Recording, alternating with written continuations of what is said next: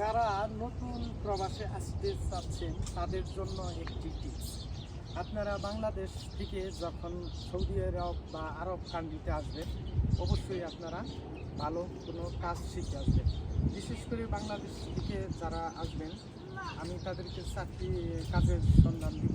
4টি কাজের মধ্যে আপনারা ড্রাইভার বিষয়ে আসার চেষ্টা করবেন কোম্পানিতে।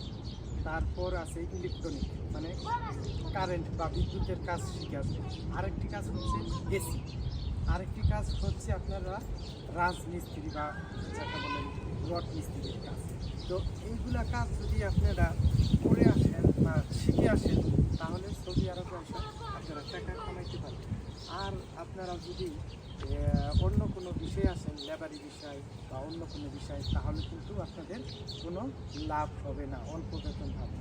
যদি সুন্দর বেতন পাইতে চান, ভালোভাবে চলতে চান, তাহলে অবশ্যই আপনারা সবসময় কাজ শিখে সৌদি আরবে আসতে পারবেন। যে কোনো দেশেই যান, আপনি সুন্দরভাবে কাজ শিখে আসবেন, তাহলে আপনারা বেশি টাকা স্যালারি পাবেন এবং ভালো কাজ পাবেন। তো আপনারা সবসময় সাজেশন করি ড্রাইভার বিষয়ে আপনারা ড্রাইভার বিষয়ে আসলে আপনাদের কষ্ট হবে না, কাজ থাকবে আরামে।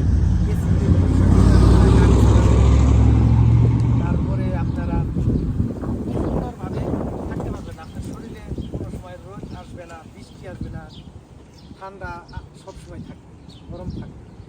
তো আপনারা সবসময় বিদেশ আসার অবশ্যই ভালো কাজ শিখে আসবে, আপনাদের জন্য ভালো হবে। তো আপনারা যারা দেশ থেকে আসতে চাইতেছেন, অবশ্যই আপনারা বেশি বেশি করে সুন্দর করে কাজ শিখে আসবেন।